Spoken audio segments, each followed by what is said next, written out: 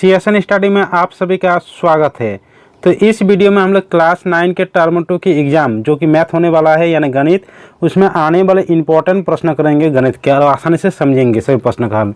तो देखिए, जैसे कि आप सभी को पता है कि सिलेबस जारी क्या क्या है। सिलेबस में आप लोग का एक चैप्टर है वृत्त, और वृत्त चैप्टर में आप लोग का एक्सरसाइज 10.1 से 10.5 तक है। उसमें से हम पहले वाला वीडियो अगर आप लोग नहीं देखे हैं तो जाकर देख लीजिएगा, ठीक है। उस वीडियो में हम एक्सरसाइज 10.2 बताए, ठीक है। वो वीडियो देख लीजिएगा जो कि बहुत ही इंपॉर्टेंट है, ठीक है। जैसे इसमें 10.5 तक 10.2, 10.4 और 10.5 इंपॉर्टेंट चैप्टर है।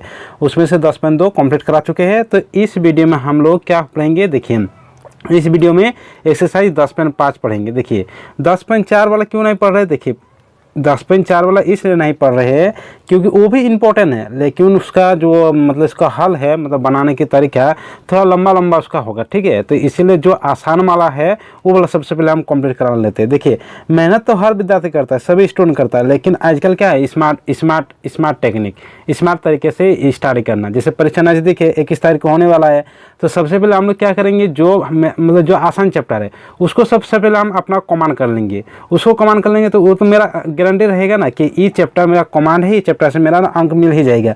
और उसके बाद मतलब ये वाला कमांड हो जाएगा, उसके बाद जो समय मिलेगा बाकी चैप्टर हम लोग कर लेंगे। तो इसीलिए हम सबसे पहले 10.5 करेंगे, उसके बाद मतलब उसके वो चैप्टर कर लेंगे 10.4, ठीक है। तो चलिए शुरू करते हैं एक्सरसाइज 10.5। देखिए सबसे पहले सूत्र पढ़ेंगे, यानी जो फॉर्मूला होता है। किसी भी मैथ को बनाने के लिए फार्मूला बहुत ज़रूरी है। फार्मूला के बिना हम उसको मैथ को नहीं बना सकते। तो फार्मूला देख लेते हैं।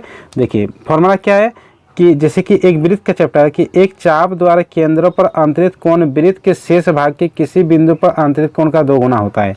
क्या बोलो, देखिए एक चाप द्वारा केंद्र पर अंतरित कोण, देखिए ये चाप है पी क्यू, चाप द्वारा अंतरित कोण, केंद्र पर अंतरित कोण जैसे पी ओ क्यू।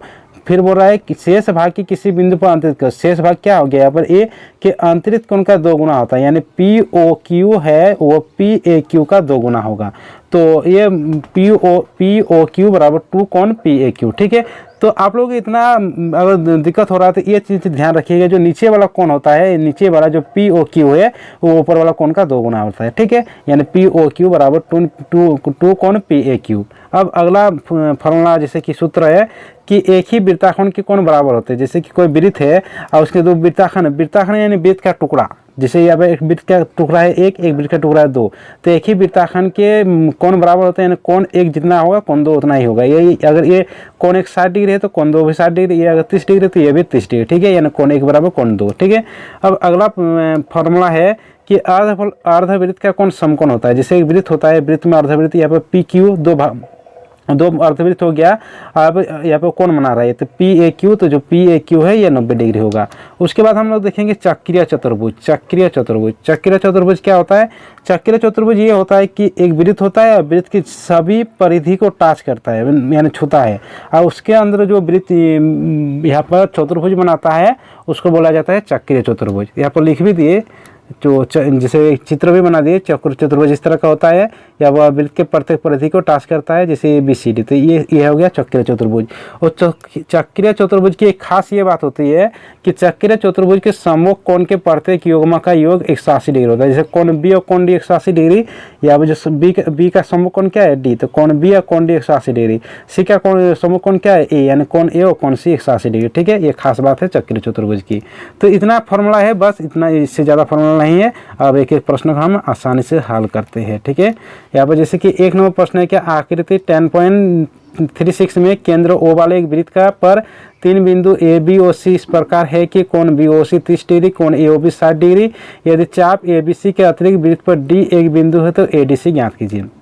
देखिए यहाँ पर क्या कहा गया है, जो बी ओ सी है यहाँ पर मतलब ए ओ बी और बी ओ सी मान दिया गया है, और यहाँ पर निकालने बोल रहा है कौन ए डी सी, ये वाला कोण को निकालने बोल रहा है।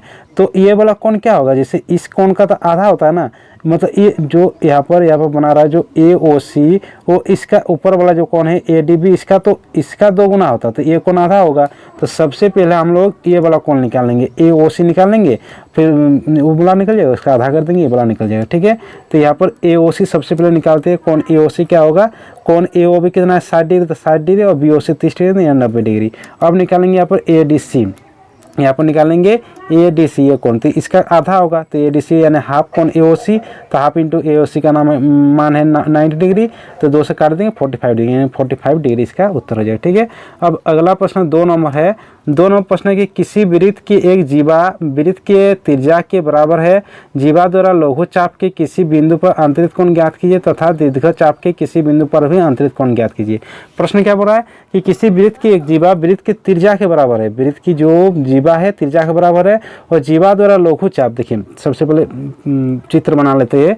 जैसे एक वृत्त है, यहाँ पर वृत्त एक लिए केंद्र लिए ओ, यहाँ पर बोल रहा है कि जीवा वृत्त के त्रिज्या के बराबर है, जो जीवा यहाँ पर लिए हम यहाँ पर जीवा लिए पी क्यू और त्रिज्या के बराबर है, यानी पी ओ और ओ की ये तीनों बराबर है।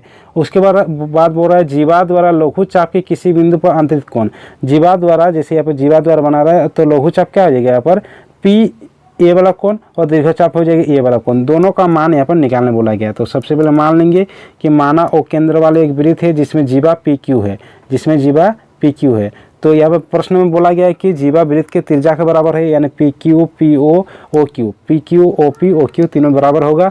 और जब त्रिभुज की तीनों भुजा बराबर होता है तो उसको क्या बोला जाता है, समबाहु त्रिभुज। अतः त्रिभुज ओ पी क्यू एक समबाहु त्रिभुज है, और समबाहु त्रिभुज है यानी त्रिभुज के प्रत्येक कोण 60 डिग्री होगा, यानी पी ओ क्यू ये कोण हो जाएगा 60 डिग्री, 60 डिग्री। ठीक है, अब निकालेंगे हम लोग यहाँ पर, देखिए ये कोण 60 डिग्री है, तो इसके ऊपर वाला कोण, देखिए इसके ऊपर वाला कोण को बोला जाता है प्रतिवर्ती कोण, पी वही कोण बोला जाता है लेकिन प्रतिवर्ती। जो पी ओ क्यू है 60 डिग्री, तो प्रतिवर्ती कोण निकालेंगे तो 360 डिग्री माइनस जो कोण रहता है वो 360 degree minus P O Q, तो 360 डिग्री माइनस 60 यानी 300 डिग्री, तो प्रतिवर्ती कोण पी ओ क्यू निकल गया 300 डिग्री।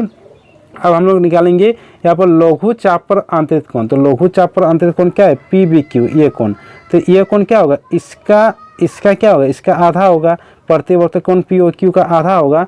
तो यहाँ पर पी बी क्यू बराबर हाफ इंटू प्रतिवर्ती कोण पी ओ क्यू, तो हाफ इंटू प्रतिवर्ती कोण पी ओ पी क्यू मान है 300 डिग्री, तो 2 से काट देंगे 150 यानी 150 डिग्री ये हो गया। तो लघु चाप पर, अब दीर्घ चाप वाला ये हो गया पी ए क्यू, तो दीर्घ चाप वाला क्या होगा, इसका आधा हो जाएगा, ये तो आसान से निकल जाएगा। तो दीर्घ चाप पर अंतरित कोण बराबर कोण पी ए बी बराबर हाफ कोण P O Q, half into 60 degree 30 degree, तो 30 डिग्री यहाँ पर निकल जाएगा। अगला प्रश्न 3 नंबर है। यहाँ पर 3 नंबर प्रश्न है कि आकृति में कोण पी ओ आर बराबर पी क्यू आर बराबर 100 डिग्री, जहाँ पी क्यू तथा आर केंद्र ओ वाले एक वृत्त पर स्थित है, तो ओ पी आर ज्ञात कीजिए। देखिए यहाँ पर पी क्यू आर का मान दिया गया है, यहाँ पर निकालने बोला ओ पी आर, ये कोण निकालने बोला है। ठीक है, तो ठीक है निकालते हैं यहाँ पर। तो सबसे पहले मान लीजिए एक कोण को हम एक्स मान लेते हैं कि माना ओ पी आर बराबर एक्स है, तो ओ आर पी भी तो एक्स होगा। देखिए दोनों त्रिज्या है, ये दोनों क्या है त्रिज्या है, दोनों त्रिज्या बराबर है, तो यानी ये एक त्रिभुज है, तो दो अगर किसी त्रिभुज की दो भुजा बराबर होती है तो क्या होता है समद्विबाहु त्रिभुज, समद्विबाहु त्रिभुज के दो भुजा जब बराबर है तो दो कोण भी बराबर होगा, यानी O P R O R P बराबर होगा, इसलिए इसको एक्स मानिए। ठीक है, अब यहाँ पर हम निकालेंगे प्रतिवर्ती कोण पी ओ आर, प्रतिवर्ती कोण पी ओ आर मतलब ये वाला कोण, ये वाला तो पी ओ आर हो रहा है, ये वाला प्रतिवर्ती कोण, तो प्रतिवर्ती कोण क्या होगा, इसका 2 गुना होगा, यानी 2 इंटू पी क्यू आर, तो 2 इंटू पी क्यू आर कितना है 100 डिग्री, तो 2 इंटू 100 यानी 200 डिग्री। अब निकालेंगे यहाँ पर हम पी ओ आर, ये वाला पी ओ आर निकालेंगे, तो पी ओ आर बराबर हो जाएगा, देखिए त्रिभुज मतलब पी ओ आर क्या होगा यहाँ पर 360, पी ओ आर होगा 360 डिग्री, माने जो प्रतिवर्ती कोण होता है उसको हटा देंगे, तो प्रतिवर्ती 200 डिग्री लेना, तो 360 माने 200 यानी 160 डिग्री, यानी पी ओ आर बराबर 100, यहाँ पर 160 निकल जाएगा। ठीक है, अब यहाँ पर जाएंगे हम त्रिभुज पी ओ आर में, तो त्रिभुज पी ओ आर में जाएंगे तो त्रिभुज के तीनों कोणों का कितना होता है 180 डिग्री। तो सबसे पहले यहाँ पर लिए हम पी ओ आर, ये वाला पी ओ आर, फिर लिया यहाँ पर पी आर पी, फिर ये कोण, तो त्रिभुज के तीनों कोण लिख दिए यहाँ पर त्रिभुज के तीनों कोण लिख दिए, P O R O P R O R P बराबर 180 डिग्री, पी ओ आर निकला 160 डिग्री, तो 160 डिग्री, ओ पी आर माने थे एक्स, ओ आर पी माने थे एक्स, तो बराबर 180 डिग्री। तो यहाँ पर 2x बराबर 180, इधर प्लस 160 है तो इधर माइनस 160, तो 2x बराबर 180 में 160 जाएगा यानी 20, यानी x बराबर 20/2, 2 से काट देंगे 10, तो 10 निकल जाएगा, तो इसीलिए यहाँ पर ओ पी आर बराबर 10 डिग्री। ठीक है, अब अगला प्रश्न यहाँ पर 4 नंबर है। 4 नंबर प्रश्न क्या है कि आकृति में कोण ए बी सी 69 डिग्री और ए सी बी 31 डिग्री, तो बी डी सी ज्ञात कीजिए। तो ये है 69 डिग्री यहाँ पर ए बी सी, और यहाँ पर ए सी बी है 30 डिग्री, 31 डिग्री, तो निकालने बोल रहा है BDC कोण। तो अगर ये वाला कोण हम निकाल लेंगे तो ये वाला कोण भी निकल जाएगा, क्योंकि एक ही वृत्ताखंड के कोण बराबर होती है। तो सबसे पहले ये कोण हम निकाल लेंगे, त्रिभुज के तीनों कोणों का योग 180 डिग्री वाला से। तो त्रिभुज ABC में जैसे त्रिभुज के तीनों कोणों का 180 डिग्री होता है, तो कोण BAC ये वाला कोण सबसे पहले ले लिए, फिर ABC, फिर BCA बराबर 180 डिग्री। यहाँ पर BAC का यही मान तो निकालना होगा, तो BABC यहाँ पर कितना है 69, तो 69, BCA यहाँ पर 31 है, तो 31 बराबर 180 डिग्री। तो BAC प्लस 69 और 31 100 डिग्री बराबर 180 डिग्री। अब यहाँ पर नीचे गए, नीचे क्या किया, यहाँ पर BAC बराबर 180 डिग्री, इधर प्लस 100 है तो इधर माइनस 100, यानी BAC बराबर 80 डिग्री। तो BAC जब 80 डिग्री निकल गया तो BDC भी 80 डिग्री निकल गया। तो क्योंकि कोण BDC बराबर कोण BAC एक ही वृत्ताखंड पर कोण है, इसलिए कोण BDC बराबर 80 डिग्री। अब अगला प्रश्न 5 नंबर है, जो कि अंतिम प्रश्न है। यहाँ पर 5 नंबर प्रश्न क्या, चलिए पढ़ लेते प्रश्न है यहाँ पर 5 नंबर कि आकृति में एक वृत्त पर ABC और D 4 बिंदु है, AC और BD एक बिंदु E पर इस प्रकार प्रतिच्छेद करते हैं कि कोण BEC बराबर 130 डिग्री, कोण ECD बराबर 20 डिग्री, तो BAC ज्ञात कीजिए। तो यहाँ पर ये कोण निकालने बोल रहा है, तो इसमें भी सबसे पहले हम लोग BDC निकालेंगे और ये कोण जितना निकलेगा ये कोण भी उतना ही होगा, क्योंकि एक ही वृत्ताखंड के कोण है। ठीक है। तो देखिए यहाँ पर एक चीज़ देखिए, आप लोग पढ़े होंगे, जैसे रेखिक युग्म एक होता है, रेखिक युग्म इस तरह का होता है। तो मान लेते हैं ये कोण 1 है, ये कोण 2 है, तो रेखिक युग्म में दोनों कोणों का योग 180 डिग्री होता है, यानी कोण 1 प्लस कोण 2 180 डिग्री होता है। तो यहाँ पर वही फॉर्मूला हम लगाए। यहाँ पर देखिए, यहाँ पर कोण CED, यहाँ पर CED देखिए CED ये कोण, और यहाँ पर और है CEB, यहाँ पर CEB ये कोण, तो दोनों कोण का योग यहाँ पर कितना होगा 180 डिग्री, जो कि रेखिक युग्म से। तो कोण CED बराबर CED प्लस CEB यहाँ पर 130 डिग्री, तो 130 डिग्री बराबर 180 डिग्री। तो कोण CED बराबर 180 प्लस 130 है तो माइनस 130 हो जाएगा, कोण CED बराबर 50 डिग्री निकल जाएगा। उसके बाद यहाँ पर त्रिभुज ECD में आ गए, त्रिभुज यहाँ पर ECD में आ गए, ECD में, इस त्रिभुज में, त्रिभुज के तीनों कोणों का योग 180 डिग्री होता है। तो कोण EDC प्लस कोण DCA प्लस CED बराबर 180 डिग्री। कोण EDC रख दिए, DC का मान बिठा दिए 20, CED का मान बिठा दिए 50 बराबर 180 डिग्री।